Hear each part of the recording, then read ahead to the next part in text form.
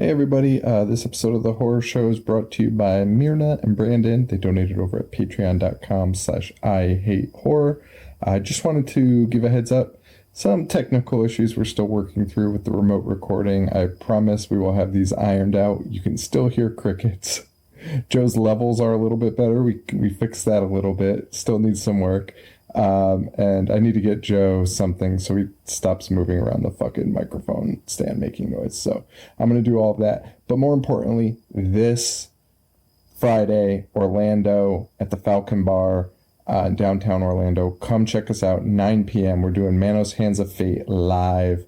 It's like a meet and greet type of thing, just like a get together with horror show fans. So come on out, say hi, and listen to us do a show.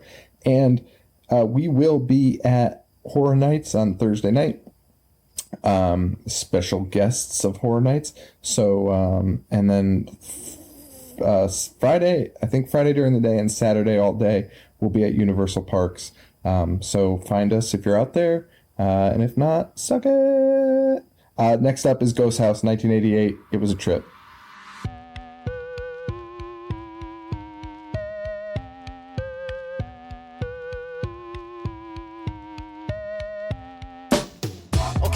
Paying attention in class. I was thinking about the adventures of Ash, about the misfortune of sitting kids at Crystal Lake. Became addicted straight away with the initial tape. God bless Betamax. VHS, holy like Amanda Kruger. I was introduced to genre flicks by Toby Hooper. I started craving more just like Larry the Looter. I collected VHS without commentary or bloopers. Store computers, magazines, a bunch of stores. Spent my money on movies and begged my mom for more. I'd watch the boys kill those Astro bastards 5 times a day or even more. I loved the gore. Lionel and Paquita combined their lonely hearts. I was hellbound, Cenobites tore my soul apart. I've seen them all, from Dracula to Vertigo. Listen up, welcome to the Horror Show with Sean and Joe. Hello everybody and welcome to the Horror Show. Show dissects, mutilates, dismembers, and butchers all of your favorite and not so favorite horror movies and other horror related events. I'm Sean. I'm Joe. What's up, Joe? What's going on? We got a bunch to talk about outside of Ham Radio, the movie. Good. This movie, fart house. Oh, dude, this movie is so fucking bad. It's so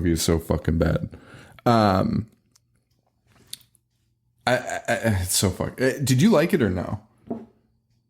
I didn't hate it. You didn't? No. I mean, it's terrible, but I didn't hate it. I mean, I didn't hate the beginning, but then, man, they just kind of nothing. Dude, the villain appears with 4 minutes left in the movie. That is true. And is dispatched within moments. Spoilers. I don't know. I don't know what I was going to say. I don't know. Movies like this there's like a whole genre of just shitty Italian horror. Yeah. And they all play out the same. They all look the same. Dude, 100%. They're like perfectly fine for like if you're gonna throw it on for the background, like because the gore scenes are pretty sweet. Yeah. Oh, if you're looking for like an enticing, well written movie, you're an asshole if you choose this. This is facts. It's very Italian. I mean, I haven't really gone. I mean, I guess I have, but like Giallo films, I've really stuck to the the basics, the classic directors and things like that. But dude, they really do fucking all play out the same. Like they even have like the same sets and shit. Like this was the same set as Well, this isn't Giallo, but I do get what you're saying. This is the same set as that Fulci flick. So you wouldn't consider this Giallo? No, because it was filmed in Boston. It's just, I mean, what would make it Giallo? I thought it was just Italian horror. Just no. Italian horror. No? No. Giallo means yellow. so there's that. Perfect. I do know that. But Giallo's like murder mysteries. Like somebody's stalking. But that's like what all of them are. Like this was a fucking mystery, dude. This guy Paul is a ham radio operator. Sean, there's a lot of mysteries with this movie. Like, why did it get made? Where do they find these actors? But that does not. Those mysteries don't count. Like, we knew that this girl and like no, because the clown. whole thing is a fucking mystery. Like they're like, dude, the guy Paul is like searching around, like he's like doing detective work. Sure, but we the viewers know that there's a clown and a girl that were murdered in the house. Like, we know that before they did. You know, like a Giallo movie, you're like, who's going to be the killer? It's somebody involved, and then we find out later. You know what I mean? Yeah, like I agree. I agree that there's a lot of mysteries they're trying to solve in this movie. Okay. Which honestly, right. Well, honestly could have just been summed up by the police from the get-go. Sean, okay.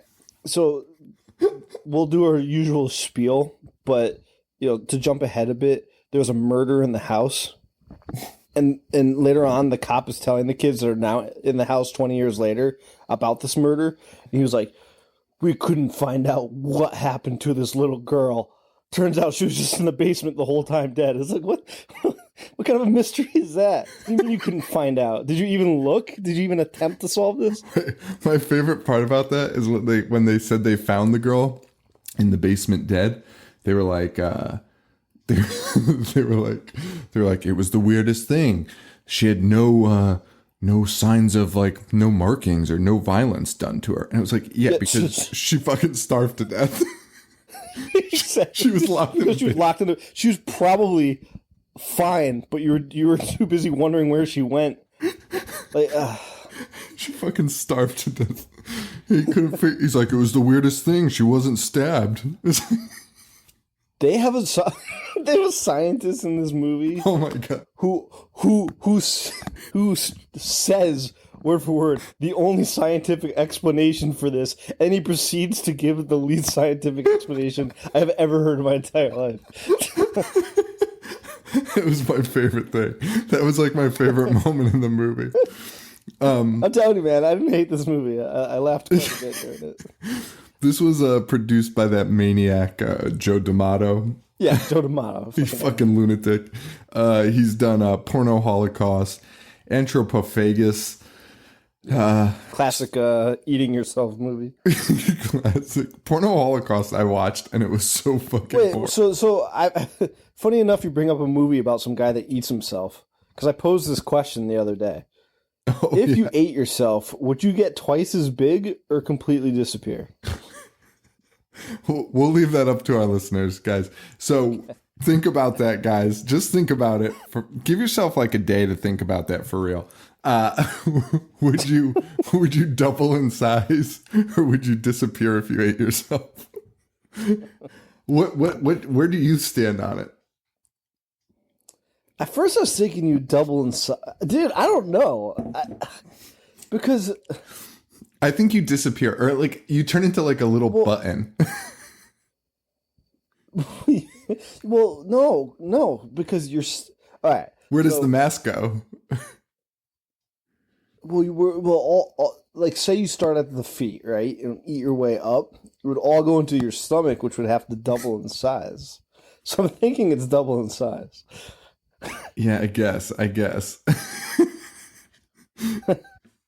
Well, there's only one way to find out. Have Paul try it. Called Joe D'Amato. He also went on to make. He did these prior to, I believe. Super Climax, Hard Sensation, Super Hard Love, and Caligula. Caligula is like a dad hidden porn classic. Wait, he did the Caligula with you know what? Now that I say that, now that I say that, it's probably like the Italian one. Yeah, of course. There's no way he did Caligula. I'm looking it up now. He also did Troll 2 and Troll 3. Yeah, I knew. Yeah, he did not do Caligula. Okay. So he did the Italian Caligula. He did do he did do Beyond the Darkness, Buio Omega. I love that movie. Yes. I mean, it's chaos, but It is chaos. This is, and then to add to Joe D'Amato, he did Monster Hunter yeah, with that huge battle axe on the yes, cover. yep, dude, that was Joe D'Amato week. That's right. I watched it last year. Yeah, on the Made Cult no Classic sense. Challenge. Yeah, I have no clue what happened. I watched the entire movie, paid attention. I still have no clue what happened. Directed by Umberto Lenzi. Yes. He did Nightmare Make them City die and slowly. Make Them Die Slowly, Cannibal Ferox, whatever you want to call it. And we just missed the 30th anniversary of this film, 1988, August 11th. Oh, wow. So, dude, tons of people have seen this. Our listeners. Really? Dude, I've gotten so many messages. Some of them, one girl was like, I forget her name, but it's like Rockabilly something. She's from Canada. Rockabilly Nurse. Yes. Super nice girl. She was saying that she used to bring this to all of her sleepovers in like middle school. And I was like, that's so fucking weird. Like I hadn't even started it, but it was just so weird that she had this like weird Italian flick that she was just bringing over people's houses. This film is the unofficial sequel to Evil Dead. You mentioned that last week. I did. In Italy, Evil Dead was titled La Casa, The House, and Evil Dead was La Casa 2. And then these were followed by 3 other unrelated horror films titled the same thing. La Casa 3, which is this. Unbelievable how the La Casa 4, which is Witchery, and La Casa 5, which is Beyond Darkness. It's unbelievable how the Italians were able to just do this. Be like, oh, this is called Nightmare on Elm Street 2. How is that allowed? How is that fucking like everyone that went there had to have been like because it's not like the Italian people were like, oh, what a great sequel. They had to have been like, what the fuck was that? Because you don't watch Evil Dead 2 in Italy, go see Evil Dead 3 and be like, wow, that made sense. Like, this is so fucking bad. It's so fucking bad. Cruel Jaws. They did it with like... Yeah, Cruel Jaws was an Italian unofficial sequel to Jaws. It's so insane. It's so insane. They did it like 100 times with Dawn of the Dead.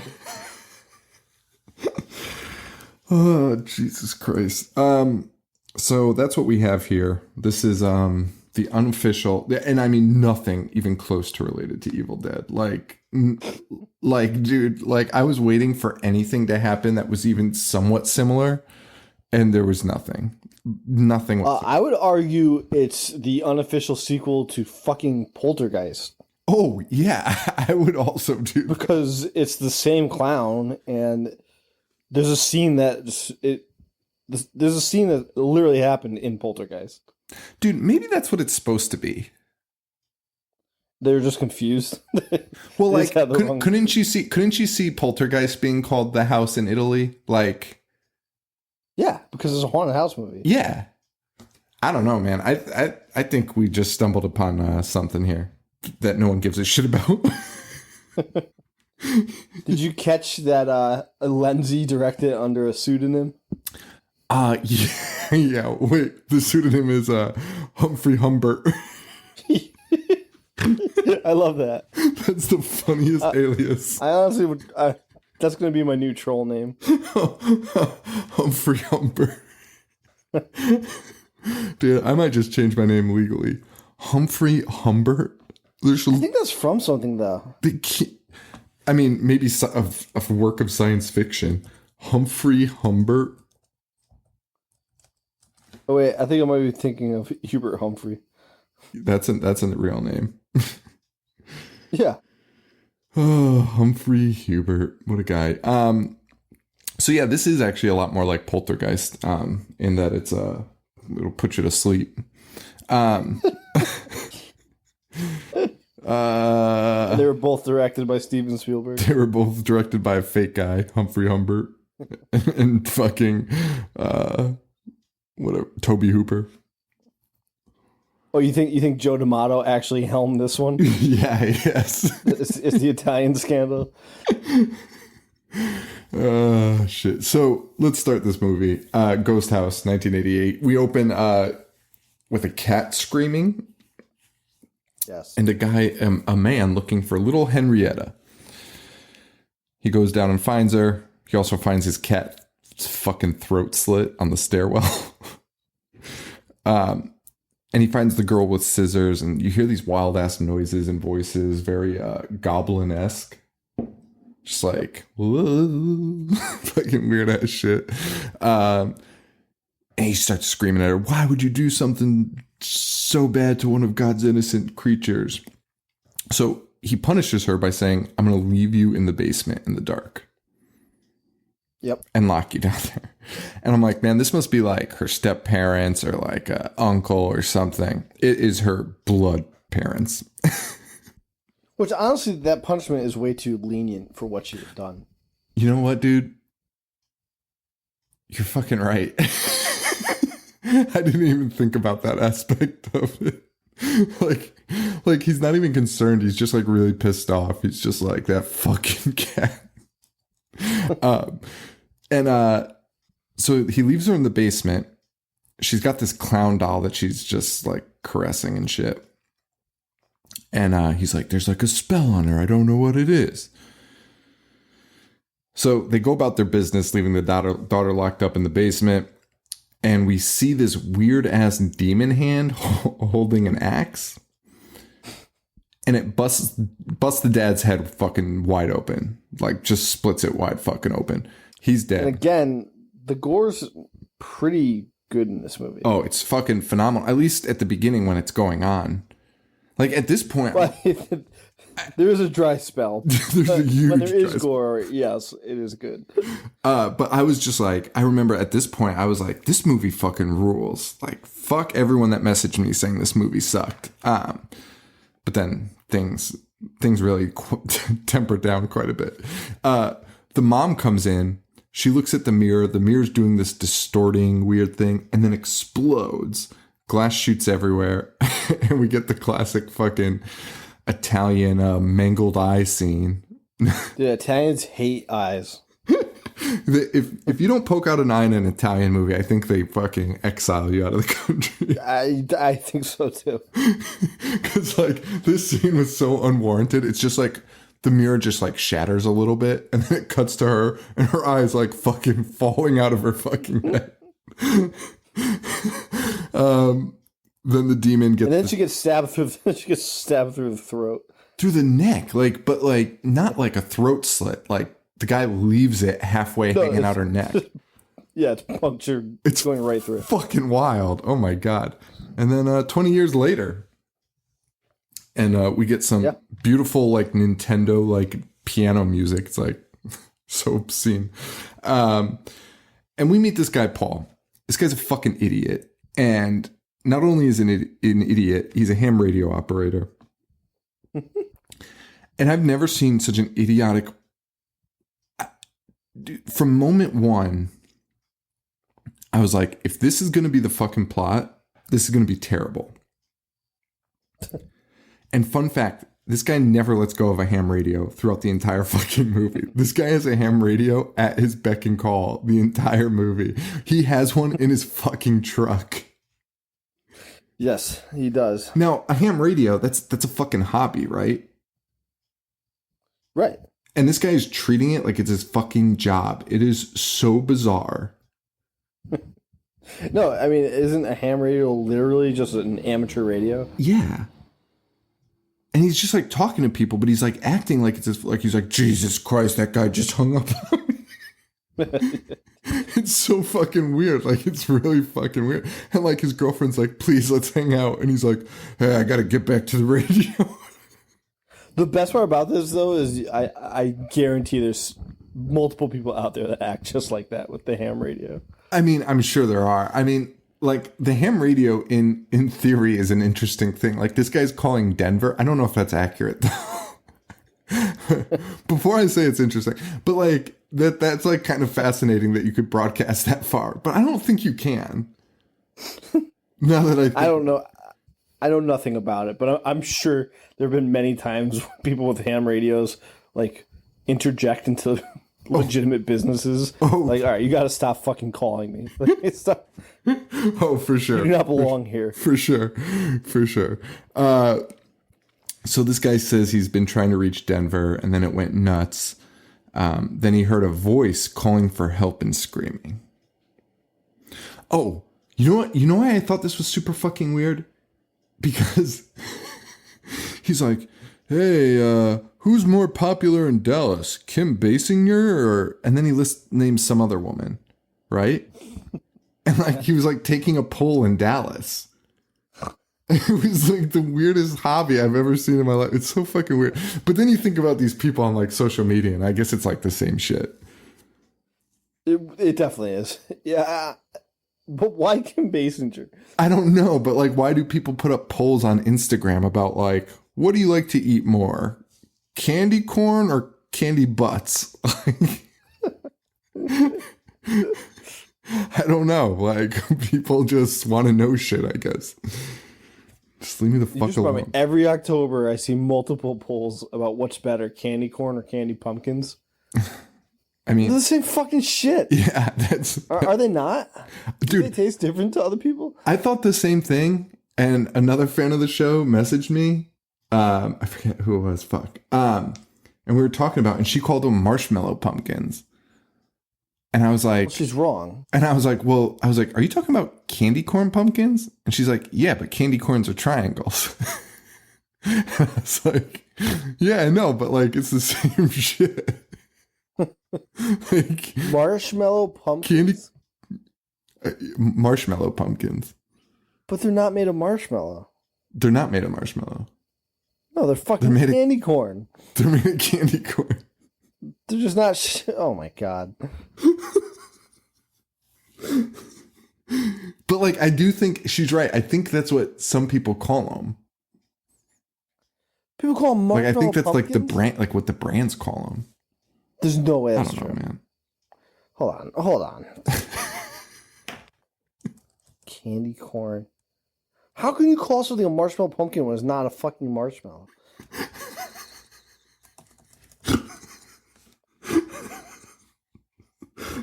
Dude, if you search marshmallow... they're called mellow cream.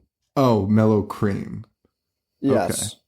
Okay. Which, I mean, there's no cream, but at least it's not marshmallow. Okay. All right. Mellow cream pumpkin.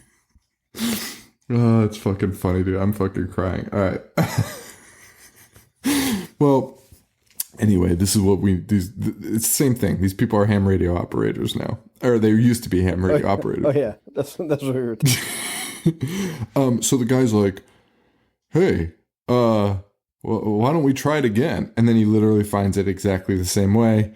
We hear a guy screaming, creepy kids, doll voice. He somehow figures out how to track this in his car. To a remote house. To a remote house in the woods. And in the process, they see this guy walking down the road who will learn his name is Pepe. I don't think there's any Pepes that come from Boston, but that's fine. They see this guy Pepe, and he's in the middle of the road, and this guy's like, hey, what's this guy doing? Never slowing down. And the guy's not doing anything in the road, by the way. He's just walking. And then the guy stops on his brakes at the last second and he's like, what the fuck are you doing? Which I imagine is something your dad would do. Like, 100%. Just never slow down until the last minute and then be like, what the fuck? I'm actually... I could probably name multiple instances where that has happened. And, oh, you know what I wanted to talk about too at the top of the show? I totally forgot. Because this is so random and this is like totally off the rails, but I wanted to bring this up at the beginning and I totally forgot to. Did you see Metallica's tribute to Prince? You're a big Prince fan. Metallica. I am, and I'm a fan of Metallica. Metallica covered When Doves Cry in honor of a legend. Yes. What did you think? Did it live up? What would Prince say? Prince would probably... if Prince could He'd probably just come back to life and kill himself after hearing that. It's so bad. I feel like if you and I were to record a tribute cover of When Doves Cry right now, it would sound just the same. Dude, I completely agree, and I have no musical talent whatsoever. And I'm not one of those people that thinks they have musical talent. Like, I know I don't. And I listen to that, and I respect almost all musicians because of that. Like, I'm just like, I don't like criticizing them because I'm like, it's fucking insane. That honestly sounded like fucking dog shit. Like, I've never. It was the most untalented thing I've ever. Dude, it was. No one was on time. Like, I didn't even know what the fuck I was listening to. Like, I was honestly. I don't know. I've heard lots of criticisms about Kirk before, but I mean, Kirk and Shred. I don't know what the fuck he was doing on that song. The strumming was a fucking nightmare. It was so fucking weird, dude. It was so fucking weird. And then that big mope. He's just like he looks just like our friend Adam Grigley. Oh shit, Adam. Adam. He looks like our friend Adam. Like, he's just like this big like meathead guy, and he's like trying to sing When Doves Cry, such a fucking gentle ballad. Who let Robert sing that song? I don't know. When Doves Cry. Sean, that was way more in tune. Oh, fuck, dude. That was so fucking funny. All right, let's talk about this piece of shit Italian movie, though, before your neighbors fucking start shooting. So they track this guy. They track this to his house. They meet this guy, Pepe, who... does he come into play again? Sort of. Does either scene mean anything? Not at all. Pepe will appear later because he'll walk into the house, and then that's it. And then we'll see him dead later. And so it's a lot of wasted footage here. A lot of wasted footage. Except that they accused Pepe of robbing $5 off of them, which... really, looking at this now, knowing that he's not a part of the plot, just seems like a weird racist thing to include in it. But that's fine. That's whatever, man. He was in the bed of the truck, and that girl's like, I think he stole $5 from my pocket. He also has the same creepy skeleton hand, ghoul hand from before. Oh, fuck. It's amazing. So they track this radio down to this house. I don't know how. They meet this groundskeeper who's like, there's only rats in there now. And then just walks into the woods. The house is abandoned, but they go in anyway. And then we see this guy holding an ice pick walking up the stairs. And he busts in and he's like, what are you doing here? And they have a conversation that was so stupid. It was hands down one of the dumbest conversations. He says, what are you doing here? Nothing. We're just looking for that. And he points to another ham radio. Paul finds a ham radio in a house that is not his. And then that guy's like, oh yeah, it's mine. The guy's like, you live here? Paul's like, you live here? The guy's like, no, I'm here on vacation. I'm in the camper parked in the yard. I'm here with my brother and his girlfriend. My sister Tina's here with us too. My name's Tim. One of the worst written scenes I've ever seen in my life. It's gotta be, can you imagine being like an Italian and trying to write? Do they write in Italian and then translate it, you think? They might. Well, remember that documentary that came out for Troll 2? Oh, yeah.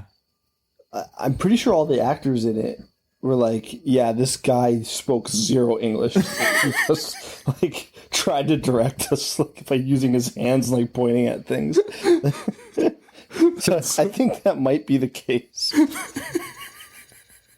That's so funny. Also, were these people dubbed or no?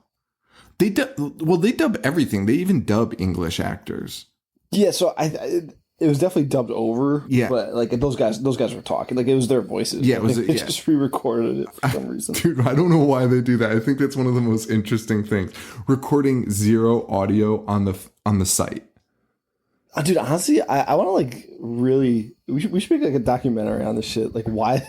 All the shit Why that we are the find. Italians? Why are the Italians doing this? It's so fucking weird. And I mean, I think it's like a sound quality issue on site. Like instead of recording it, like they're saving money by just like dubbing everything in. But I can't imagine it saves that much money because they have to come in and do all the work again. Yeah, it must cost double. Like, just hire a guy to hold a boom mic. It can't be. It's so fucking weird. Yeah. So Tim is also a ham radio operator, I guess.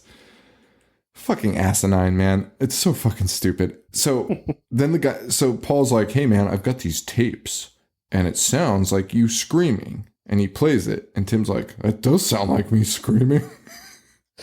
And he's so perplexed by it. Yeah, he's like, but I didn't scream. That sounds like my sister Tina. We just got here. Then we meet Susan. No. I think what he... I wish I wrote this down, because I think what he actually says is, that's not my voice. Okay, that is my voice. He says it just like that. Like, there is no moment of, like, arguing, no moment of disbelief. He just changes his mind. That's 100% what he says. Oh, fuck. And we meet Susan. She shows up on a motorcycle. I guess that's... I don't know, man. All these people look the same, by the way. I could not tell any of the... Paul and this other guy, no idea. I could not tell them apart. Like, it's fucking weird. Susan shows up. We meet a couple other dudes. Like, they're all siblings and shit. I don't know. Yeah, but the thing is, none of them matter. But none of it matters, sort of. But it does matter because later, a sibling will die. Their brother will die. A gruesome death. Yeah, but why does that matter? In front of them? I mean, it only matters in the sense that literally no one reacts to it. Like, they cart his body off. The police and the ambulance come, cart his corpse out of the house, and everyone's like, oh, well, we better figure out what's going on in this house. That is so... It was so baffling to me, because they cared so little... And they stayed in this house that they have no right to stay in. And even the police officer was like, "You're trespassing. Yeah. Like, this wouldn't have happened if you were not trespassing." And it's none of your. And then he's like, "You guys better." He's like, "You guys better get out of here." And then that's the end of that. He leaves, and they just stay there. Dude, it's the weirdest fucking thing, because that's actually one of my notes later. Is for a movie that's supposed to be the sequel to Evil Dead, right? They're trapped in a cabin. They can't fucking leave.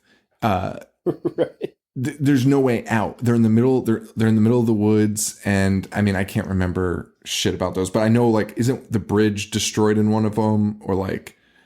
Yeah. So Bruce Campbell tries to leave, and the bridge like collapses. Like there's no curls physical up. way to get out. Yeah. So like, that's what I thought, but I don't know, because there's like two of them that are identical. So yeah, remember how mad you made me when you were arguing and getting people to agree on Twitter that Evil Dead 2 was far superior, and then we went to Cult Classics and watched Evil Dead 2, and within like 30 minutes you're like, one is so much better. Yeah. like, dude, it was like very evident. It was so weird. It was so weird. Like, Because as soon as that little claymation guy's like frolicking around doing pirouettes, that's right. turn to me and you're like, yeah, one's so much better. It's so true. That was so funny. But these people actually go home for a period. Like Paul and his girlfriend Martha are like, all right, we're gonna go back to Boston, and they go back to Boston, and then come back to the fucking house.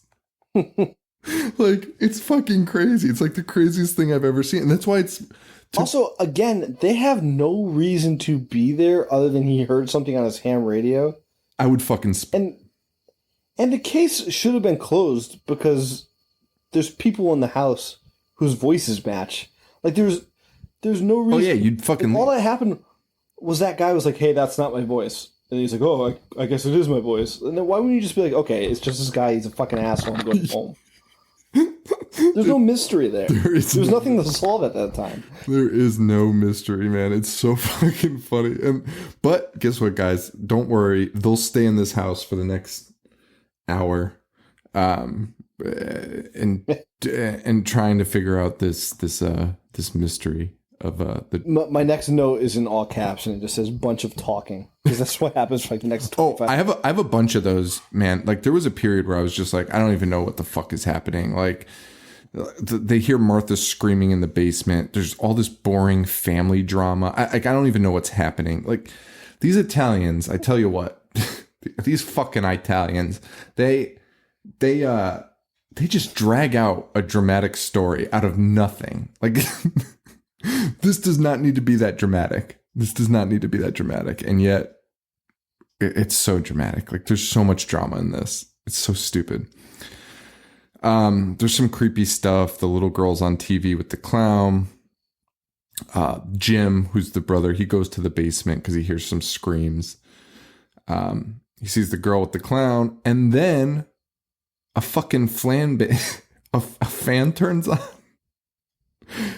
This scene, this is the one I was referring to earlier.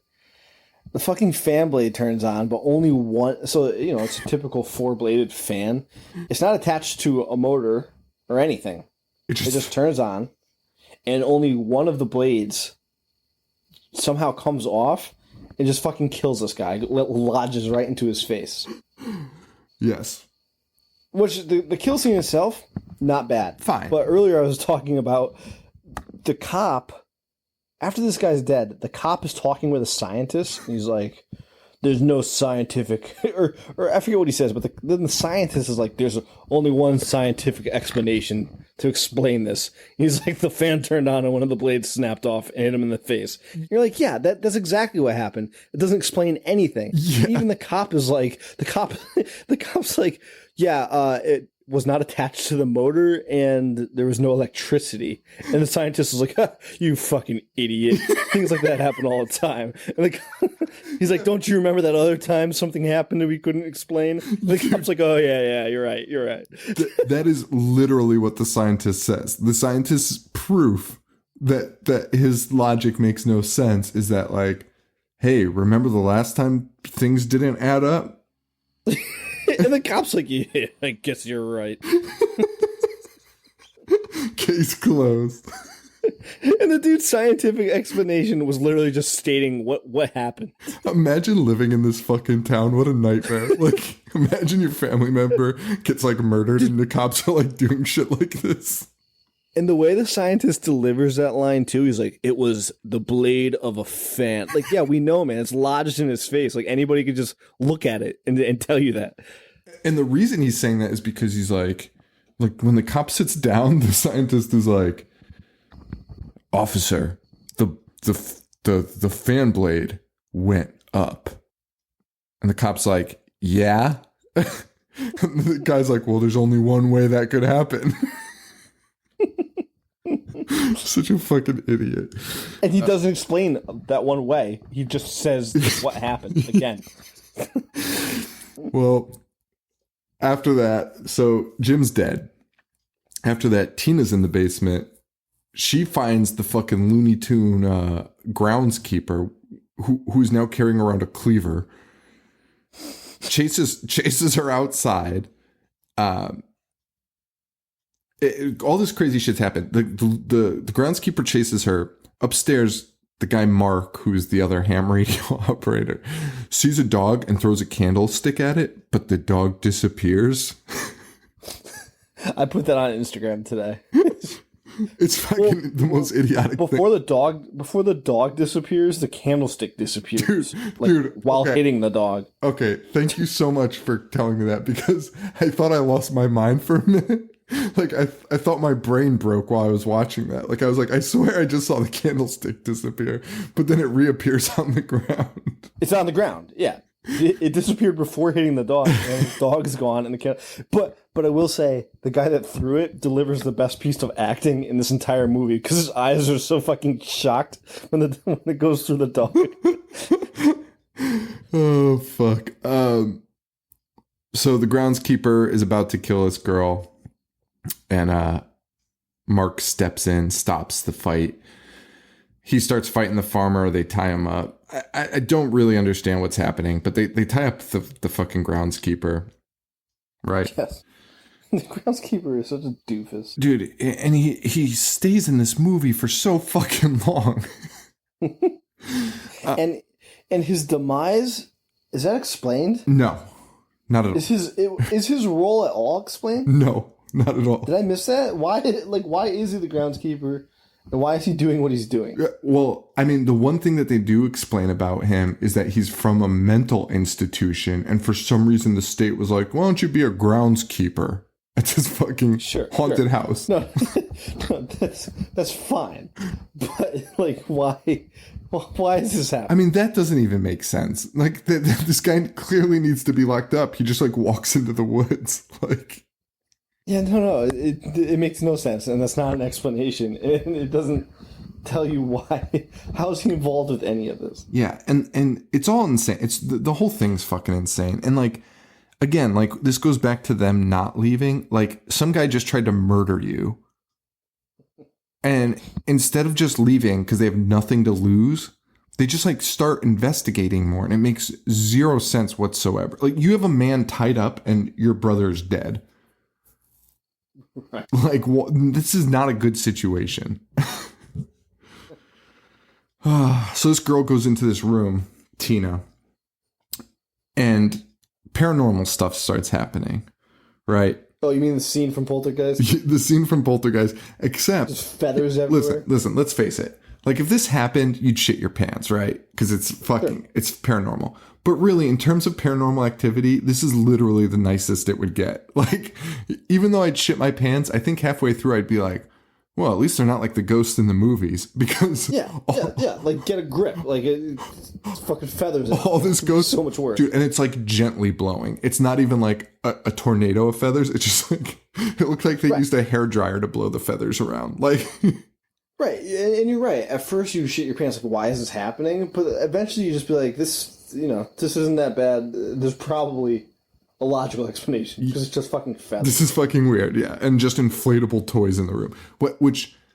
Dude, they clearly used inflatable toys just so they could blow them. Like, they had no real toys in the room. It was like these fake inflatable ones. It was amazing. Did you see how she was emptying that chest? It was the most... Nobody's ever emptied a chest that aggressively before, ever. She's just violently throwing things behind her. Well, she's a great actress because right now the clown toy jumps up and starts strangling her. Yeah. And the girl is literally holding the hands on her neck. I know. I noticed that too. It's incredible. I thought she was fucking dead, but she's not. She lived through that. Which is whatever. The cops show up. They tell the kids, they're like, hey, do you know what happened here 20 years ago? And they're like, no. And they're like, yeah, double murder. Found them all butchered one afternoon. And he's like, I was on that case, so I'm still pretty familiar with it. And by familiar, I will tell you every detail about the case right now. So the brother's fucking dead. That's it. They know about it. And literally just going about their day as if no one has died. Like Paul and Martha are like, yeah, we're going to go back to Boston real quick and work on the computer. And then the other guys are like, yeah, I guess we'll go back. But then they all end up back at the house. So I don't know. I don't know what happens. Back at the house, though, Paul and his girlfriend are fighting because his girlfriend is basically kind of like, end this. Like, what are you talking about? And Paul is trying to say that Paul's trying to say that you could be a telepath. And I don't know why he's talking about this, but he thinks you can see the future for some reason. And his evidence of this, he's like, hey, you remember that psychopath Jack the Ripper? And his girlfriend's like, yeah. And then Paul starts explaining that there was a priest that claimed to have seen the murder happen for the last woman the day before. And him and his girlfriend fight for about 5 minutes in the movie about whether this is true or not. And it means nothing whatsoever to the movie. It might have been just a real couple fighting.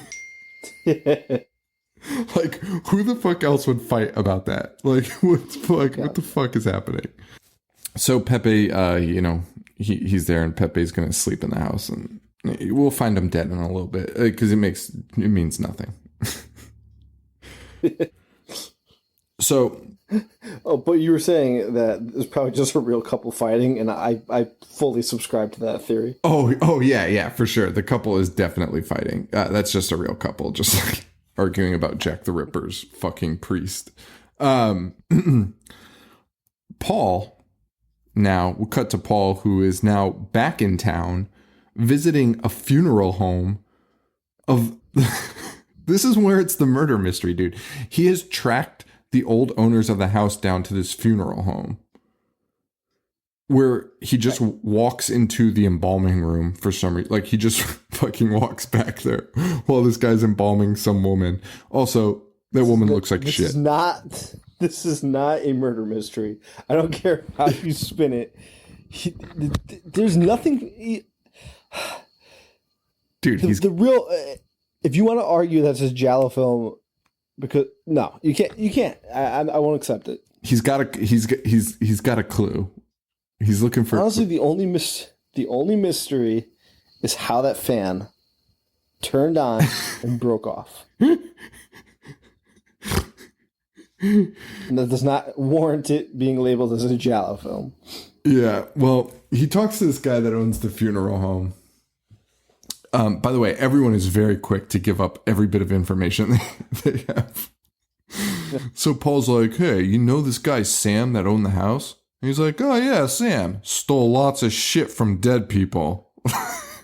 And Paul's like, do you remember anything specifically he took? And the guy's like, well, oh yes, one time he stole a doll from a girl. What the fuck is happening? And he did it because he's like, hey, my daughter would get a kick out of this doll. Some people, man. Some people. Well, they leave. And they leave the funeral home, and the fucking groundskeeper is watching from a bush. Like the fucking Homer Simpson gif. when he like creeps back in. Yeah, the one where he like slowly backs into the tree. Yeah. Oh god. The farmer goes in, he kills the funeral owner with the hammer. Like, dude, at this point, the groundskeeper, I called him a farmer, but the groundskeeper is like the main murderer in this. He has more bodies than anybody else. To a point where you're not sure where this movie is going, and guess what? He is not like the main guy. Like I said, his role in all of this is not explained. And it's very bizarre. It's so fucking bizarre. It's really fucking weird. The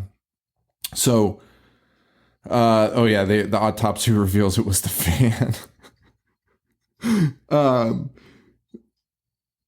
Let's see. They just talk about nothing for so long. Tina goes inside though, finally. She sees some dead mice and spider webs. Oh, this death is like the weirdest thing I've ever seen. So Tina's just like walking around. She sees spiders or she sees mice in spider webs. She screams. And then a fucking guillotine comes from the roof. Guillotine cuts her in half. Cuts her in fucking half.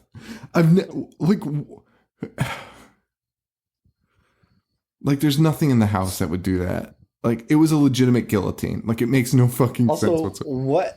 What angle would it have had to fall at to cut her in half the way it did? Because it literally cut her in the middle, like one of those magician tricks when they saw you in half. That was what she looked like. Yeah, it was insane. It's so fucking stupid. And then, some weird shit starts happening. Blood's coming out of the sink now. While Susan's in the bathroom, Tina walks in. At this point, you're just like, who gives a shit? But then Tina turns into a clown and tries strangling. I don't know why, her. but I laughed so hard at the transition from her to the clown.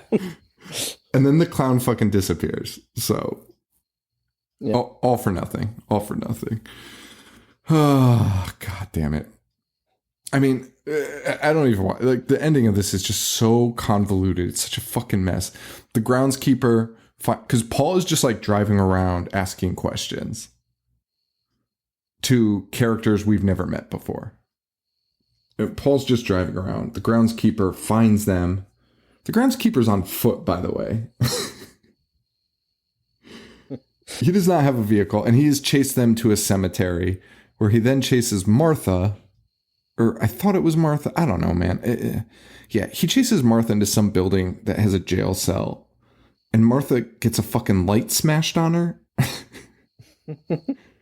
By like the mummy or zombie hand that we saw at the beginning of the movie.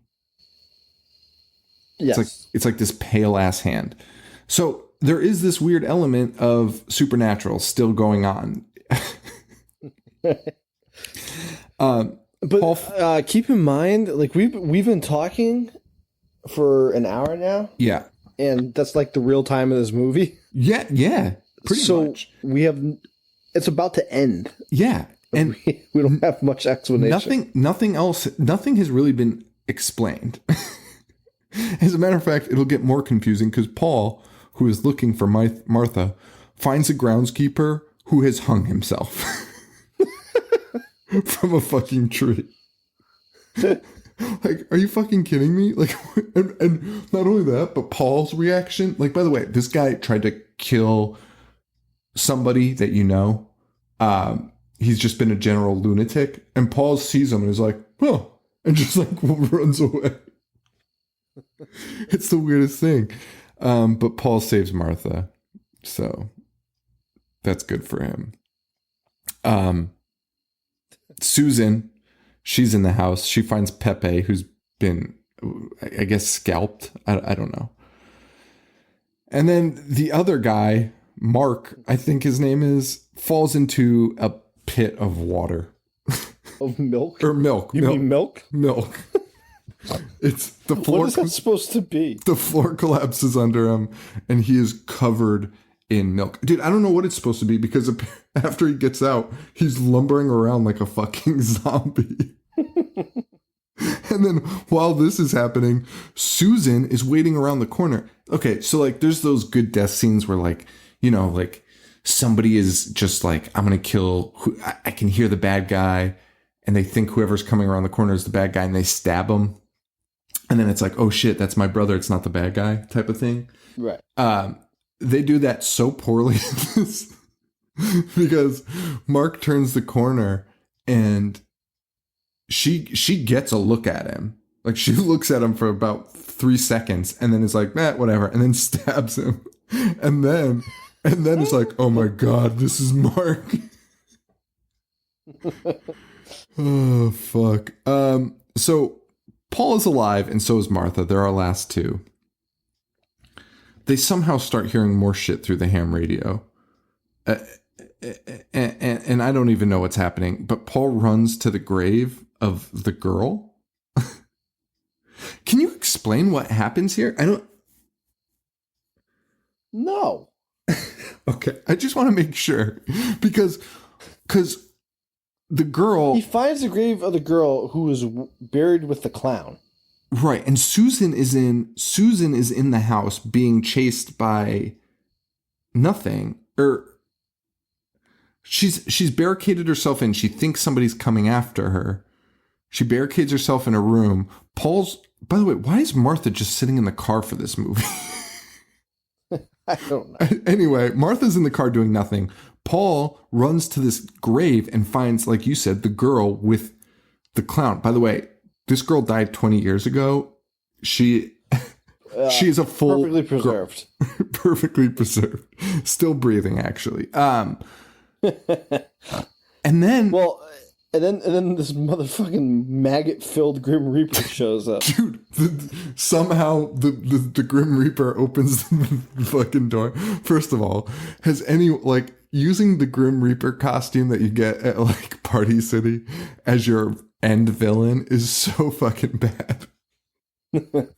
And it's this Grim Reaper. It's a skeleton. It's like an anatomy skeleton with a robe on, and they just like taped worms to its face. It was so stupid looking. It was so bad. And there is 4 minutes left to this movie, and this is the first time we are seeing the supernatural being that is doing all this. Although he hasn't really done all that much. He's done nothing. And he's about to be thwarted so easily. Yep, because Paul lights this poor girl's grave on fire, burning her corpse and the doll, and the skeleton's gone. Why did he think to do that? I don't know, because really the only thing that was bad about this was the doll.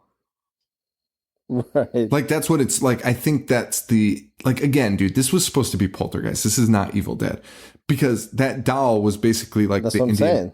That doll was the Indian burial ground, and it came from a dead person that he was like, "Fuck you, I'm going to take your doll."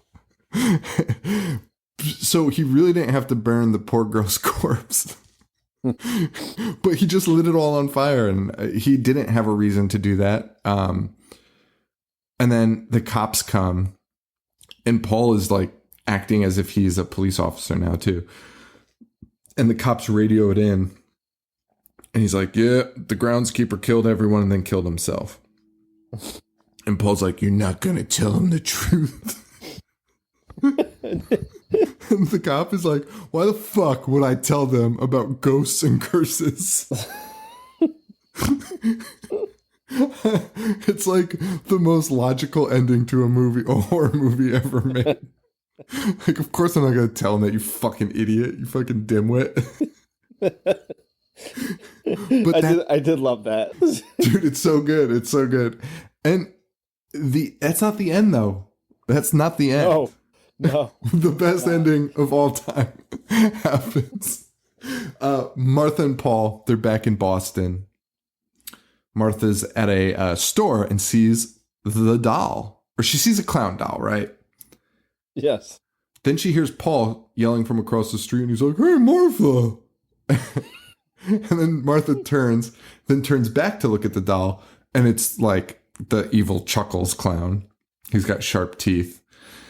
And she's like, "Oh my God." And then the clown proceeds to change the pedestrian crosswalk from stop to go. Paul jogs across the street. So Paul crosses the street. And he gets hit by a fucking bus. He gets hit by a fucking bus. And that's the end of the movie. I honestly, dude, I'm okay with it as long as Paul's fucking dead. As long as Paul's fucking dead. All right, so that was Ghost House, man. That was fucking Ghost House. So guys, this Thursday, Orlando, come out. Everyone in Florida, come to our show. It's at the Falcon in Orlando, Florida. Our show is Friday, right? Friday, yep, 9 p.m. Okay. You said Thursday. I said Thursday, sorry. But we'll be heading down Thursday. Yeah, we'll be at the Horror Nights. Horror night. Yeah, Thursday night. I figure we do that Thursday so we can we'll have some good tales to tell for Friday. Okay. Or we could just go try and find Uncle Luke and get on his yacht. Oh, that has bad news written all over it, and I'm all for it. That would be so bad. We wouldn't be coming home if that happens. And we're doing Manos Hands of Fate. So come on out. Have some fun, hang out with us, and that's it, guys. So facebook.com/IHateHorror, IHateHorror.com, and do you want to plug social media? I'm at I Hate Horror. I'm at I Hate Horror on basically everything. I'm at Boognish1985 on Instagram, Horror Show Joe on Snapchat. And that's it, gang. So for Joe, this is Sean. Stay weird. Thank you. Adios. I dissect movies all fucking day. I'm gonna watch what I'm not supposed to watch.